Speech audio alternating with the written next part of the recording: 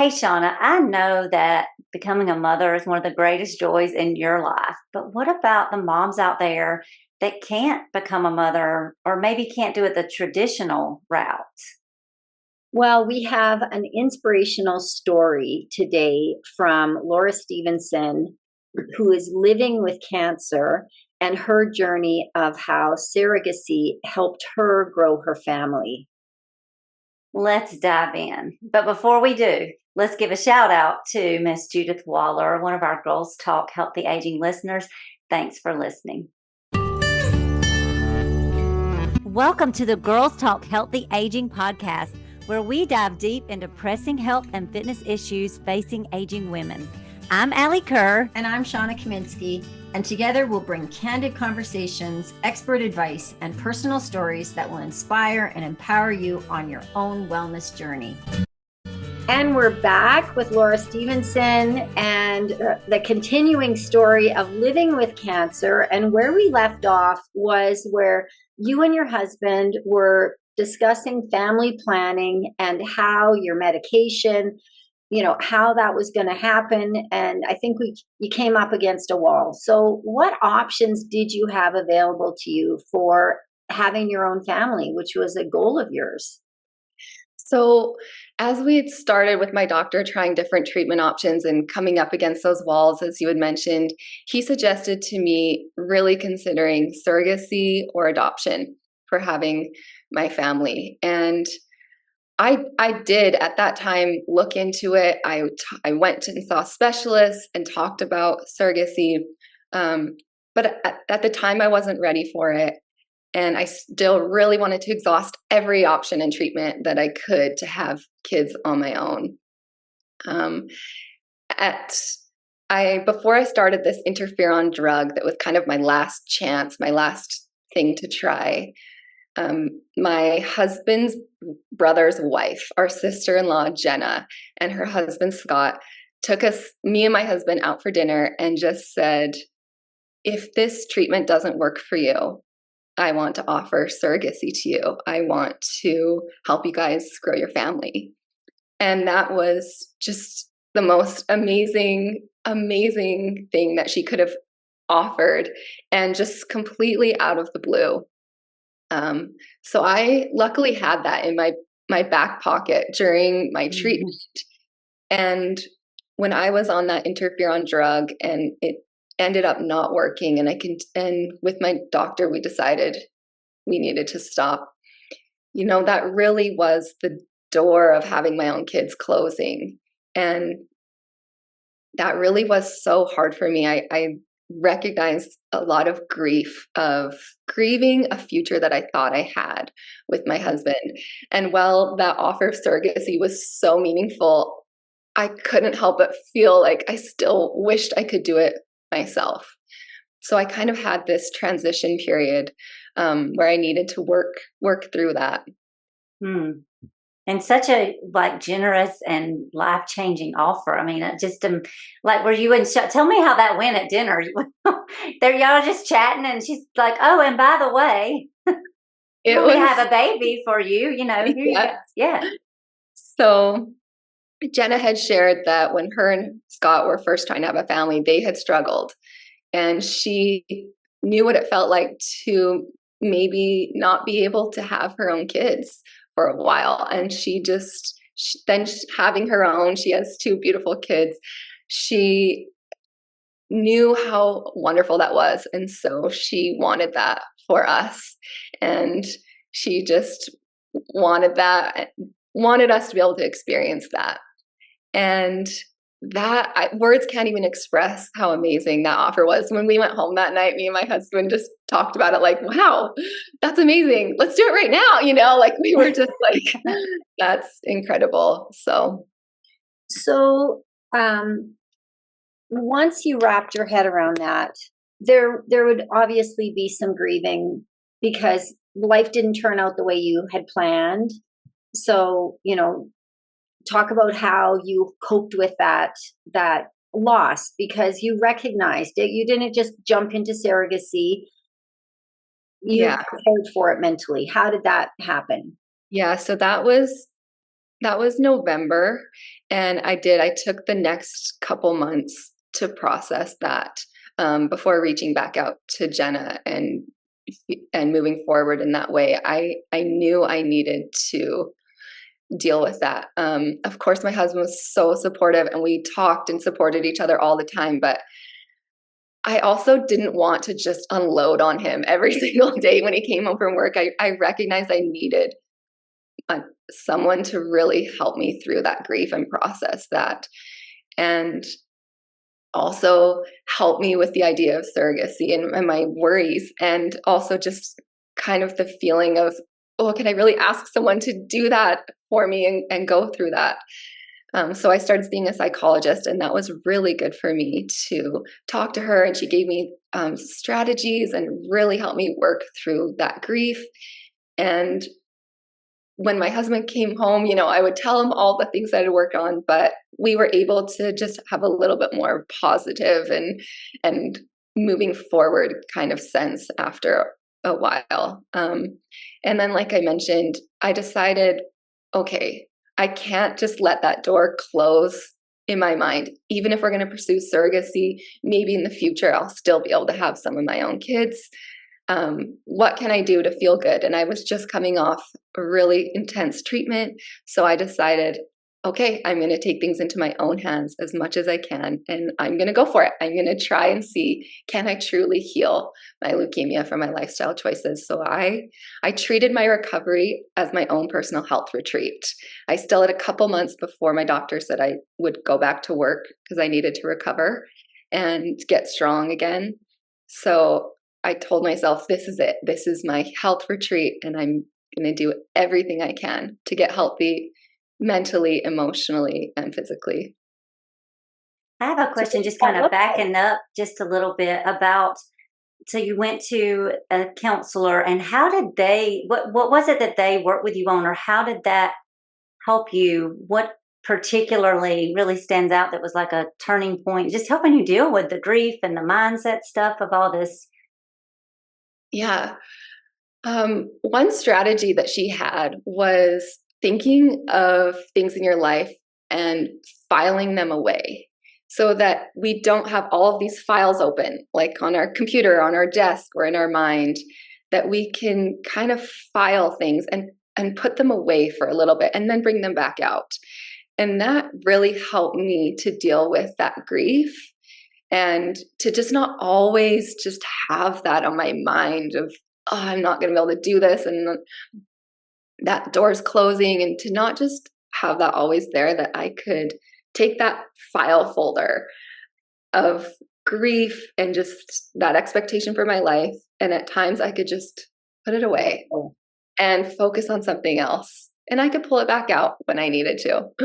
So you were probably like upset. I mean, it was obsessive when you have something like that so strongly on your mind. It's like taking over your mind, and just being able to put it to the side gives your mind a break. It's huge. Maybe just practicing presence. Yeah. So when your husband comes home, let's focus on the good things for the day. And I'm going to worry about this thing at 7 p.m. or at 7 a.m. or whatever, giving yourself that time. Yeah. That's a great strategy. So what did it look like? All right, you've made the decision now to, take Jenna up on her offer. There's still health implications for you. What were those? Yes. So I also had to then get as healthy as I could for my egg retrieval surgery, because I would again need to go off of my chemo medication for about a month before I did my egg retrieval surgery. So I was also just really building back up my health. So that's when I really dove into nutrition and really started learning about certain foods and how they help me. And that's where I began to almost romanticize certain aspects of my life. And that would make me so excited to eat those things. Or at that time too, I couldn't run and lift weights in the same way that I was before. My husband really encouraged me to start walking with a friend. He would say, call a friend and go for a walk, get outside, get some movement. And me and a friend started walking. It was January by that time. We started walking every morning outside. as in Alberta, Canada weather, and that my passion, I ended up loving walking, and it's still something I do every single day. And I actually love an early morning walk every day if I can. And so I think in that way, it also was COVID. I had already shifted to working out at home. And so it was just finding what worked for me at that stage of my life. And it was home workouts. I got an app, I got some equipment, and I actually fell in love with home workouts and walking versus years previous when I was a gym rat and running marathons. Yeah, group fitness. You just found what was available and made the best of it. Yeah. So again, the all or something instead of all or nothing. Yeah. And there's so much research, walking, just getting outside, get out, just having some time and walking with a friend, that connection with other people. Like, we know that those things are so healthy for us in so many ways, not just, I'm going to lose weight, but there's so many mental health benefits from walking, and especially walking with a friend. Yes, exactly. And even just learning the benefits of walking made me want to do it more, and still makes me want to do it. Yeah.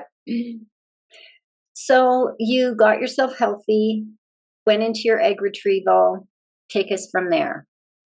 Yeah. So when Jenna first offered surrogacy, that was, it took 3 years actually from the time she first offered until the embryo transfer. There was a lot that went on.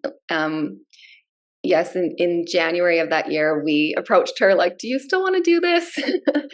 And at that time, after processing my grief and really feeling ready to move forward with my husband, I was able to just fully go down that road and just feel so much gratitude for her and so much excitement, and just let that be my story. Where I had in my mind a different story for my life, I now was like, okay, this is it.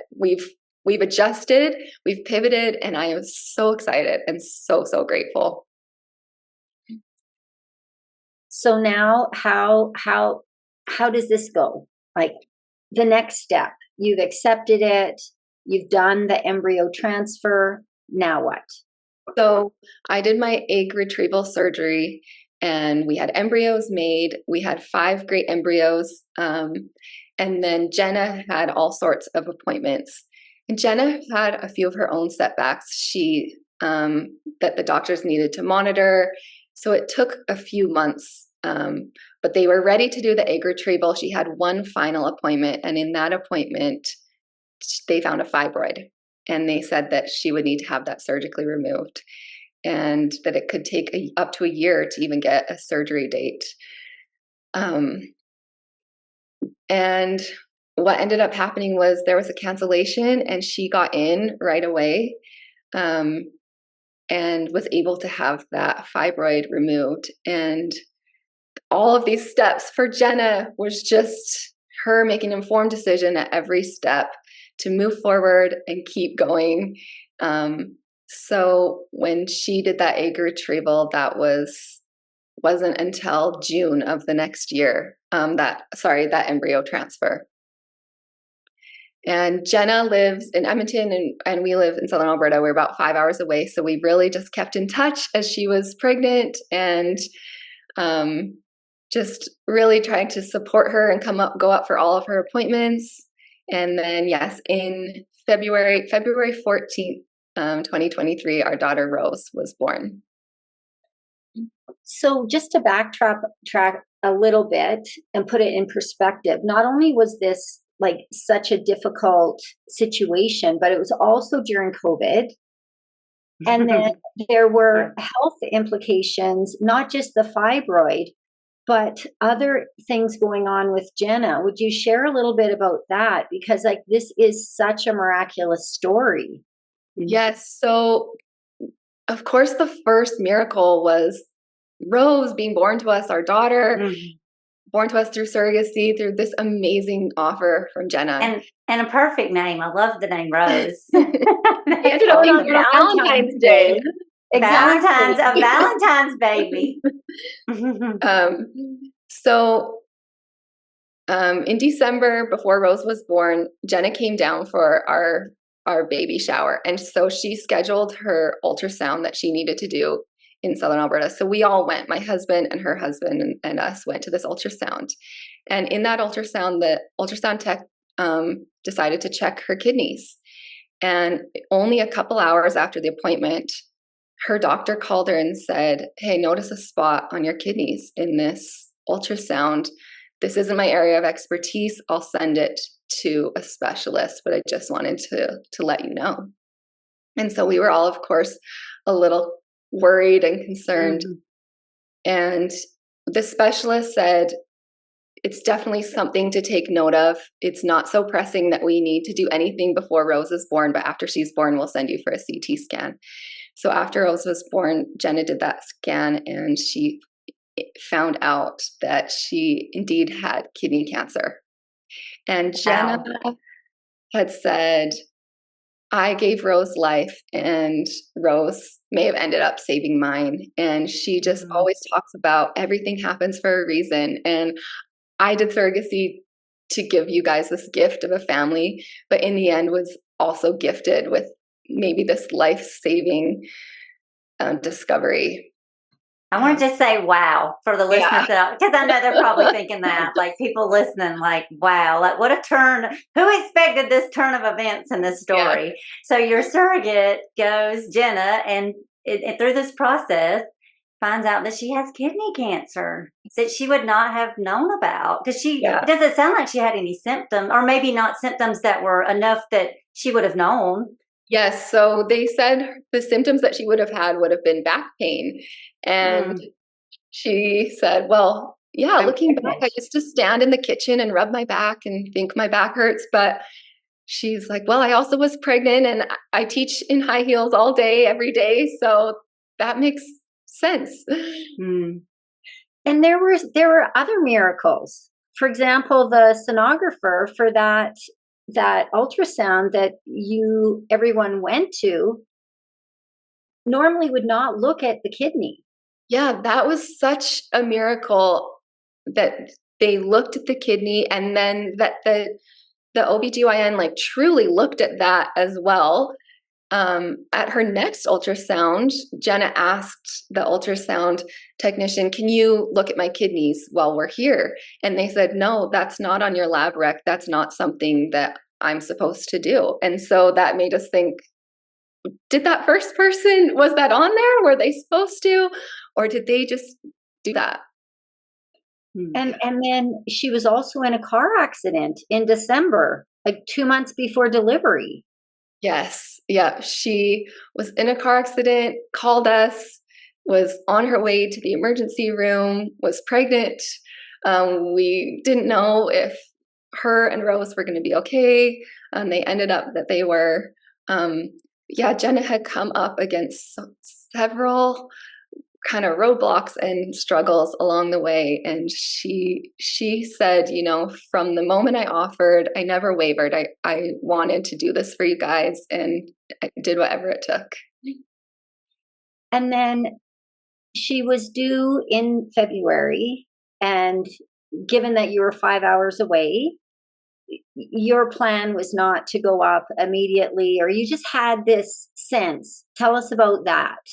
Yeah. So when I originally I'm a school teacher. When I had told my principal, when I was thinking I wanted to end teaching for the year and get to Edmonton, I originally gave her a date. And then a few months later, I went to her and I said, I'm feeling like I need to be done a week earlier than I originally said. And actually gave me quite a bit of time before Rose was going to be born, before her due date. It actually gave me almost a month. But I was like, for some reason, I'm feeling like I need to be done earlier. Well, as things got closer, Rose was sideways in Jenna, and the doctor had told her, you need to start considering that you may need to have a C-section. And Jenna had told me this, and she, of course, is like, of course I'll do whatever it takes, but I really don't want to have a C-section. I want this to go smoothly. And she was, of course, getting a little nervous. And at that point, we still had a few weeks. And she said, don't worry about coming to Edmonton yet. We still have some time. And that weekend, I I was just thinking we're all ready for Rose to come, except I'm not there. I'm not in Edmonton. And I all of a sudden just thought, she's stalling. She's waiting for me. And I had said to Jenna when she told me that Rose was sideways, we've had so many miracles. Maybe we can just have one more. Maybe we can just have one more. And so I called her that weekend and said, I think I need to come up. I need to come stay with you in Edmonton and be there. And I went up on Monday. Tuesday, when we were hanging out that night, Jenna said, she feels different. She feels different. And when we went to her appointment on Thursday, the doctor said, she flipped. She's in position. She's ready to go. Wow. Again, I'm getting chills now. Yeah. I don't know about you. I know, I'm tearing up. I know, me too. I'm tearing up and I'm getting chills. So there you go. Wow. So how long did Rose wait after she had turned? Because of Jenna had a little bit of high blood pressure, the doctor said, we're going to go ahead and induce you on Valentine's Day. And we already had her name, Rose, picked out. And again, and in the previous episode, we talked about, your story. And for me, that was just this amazing detail of my story, that this wasn't the story I originally had planned for my life, to go through surrogacy. And in the end, I'm like, this was it. This was always meant to be my story and my journey, and same with Jenna and for Rose. And I wouldn't have it any other way. And the fact that she was born on Valentine's Day and her name was Rose, and it was just truly a story of love and just this gift of love from Jenna to us.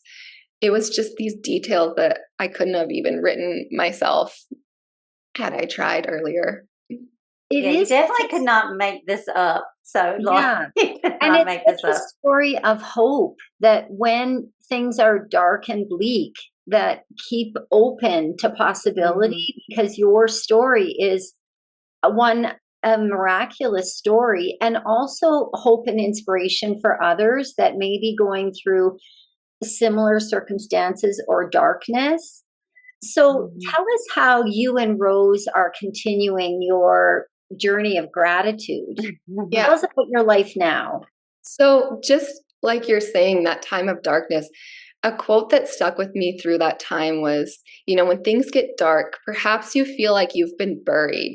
You've been buried, in the dirt, but maybe you've been planted.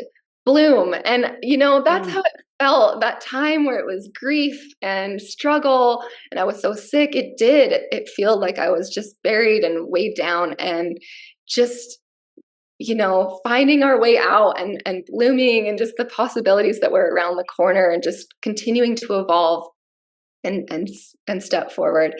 So of course, every day I look at Rose and I just am so, so grateful and just in awe that this is my life and this happened and I have her. And when she was about a month old, we moved, my husband and I and Rose, out to my childhood farm in my grandparents' old house next door to my parents. And the first morning we were there, me and Rose were up early and we were standing at the window, and there was snow on the ground, and the words just came out of my mouth. Good morning, beautiful world. Good morning, beautiful snow. Good morning, beautiful sky. And I was just so overcome with gratitude for the life and gift that I had. And then Rose and I have continued to do that every single day. And now it's so fun. She's talking and she can help me pick out different things. And every day we stand at the window in the morning or go outside and good morning, beautiful birds. Good morning, beautiful air. Good morning, beautiful sunrise. I love that. Y'all are practicing gratitude every day, which I love. And I love that you are such a testament to, we can see so many negative things out in the world. And that's what I love about this podcast, Girls Talk Healthy Aging. Like, listening to your story, if that doesn't let you know that miracles still happen and there's so much good in the world, and the gratitude that you have for recognizing that, because we can focus on all this negative and we can miss out on the good morning birds and the good morning air, the things that we take for granted. So thank you for sharing that gratitude piece. I love that. What's next for Laura and Rose and your husband? So I actually had a few blood tests that showed that my leukemia was, again, almost undetectable. And that was really encouraging for me.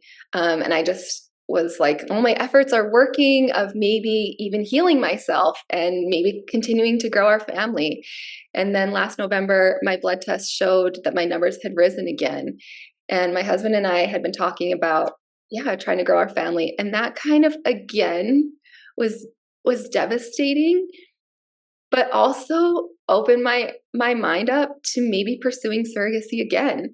That, okay, maybe this is what we want to do again. So we, in fact, are pursuing surrogacy again.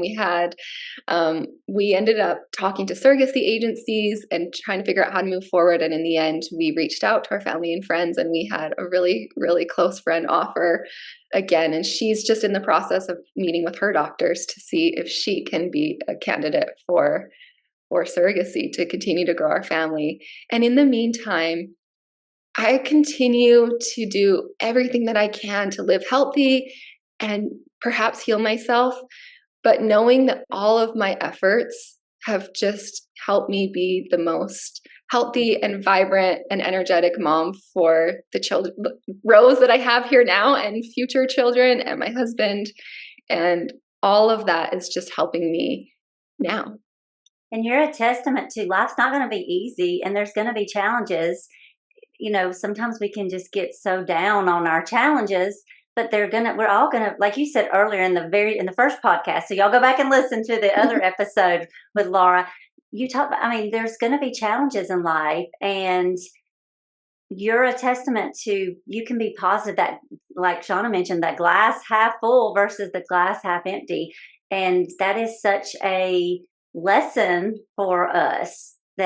And look at, this is another miracle in the making. I see another miracle coming with this possible new surrogate. So that is just, I love this whole story. It's just, I'm just in chills and tears and all the stuff today. So thanks for that, Laura.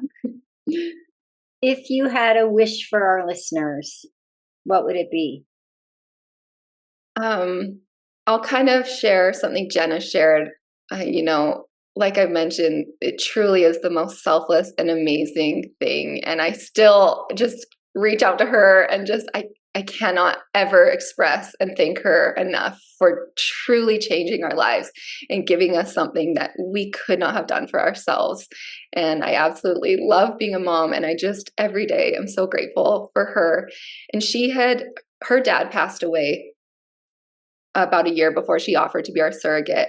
And she had said, when I look back on my life, I want to think, did I take the opportunities that I could have? Did I help people? What is my legacy? What am I doing with my life? And, her example has helped me pay it forward in ways that I can, and inspired so many other people. And she's a school teacher. It's inspired her students to reach out and help people and just take those opportunities that we can in life.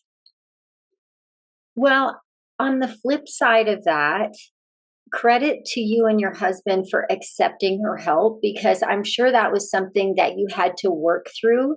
And the idea that you would be denying Jenna the gift of giving that she truly wanted to give, and accepting help and accepting offers. Many of us are not going to receive that kind of offer, but even small things. Sometimes we don't accept help, and then we deny the giver that gift of giving. So I think that's important for us to remember as well, that it's okay to have help. And it's a gift to that giver to be able to give it. It truly, truly is. And that for Jenna too, like we had said, this became our story, mine and Rose, and my husband, but also her and her kids and her husband and our whole family. And exactly that offer and her experience is something that is such a treasure for her as well. And we may, if you listeners out there want to hear from Jenna, I know I'm kind of interested too. That may be something we can work out and kind of hear from the surrogate side of things from her story. And my wish, so let us know if y'all want to hear from Jenna. My wish would be that we all take the time first thing in the morning to go say, hello, beautiful air. Hello, beautiful birds, and be grateful for all these amazing things that are around us every day that we just take for granted. Thanks for listening. You'll find me, Alli, on Instagram at Alli Kerr Fitness. And you'll find me, Shawna, on Instagram at Shawna Kaminski. Feel free to pop us a DM with questions and or feedback. If you're enjoying the Girls Talk Healthy Aging podcast, please subscribe and share it with other health-minded women. Ratings and reviews are also much appreciated and help us get our message out to a larger audience. Until next time, be healthy and be happy.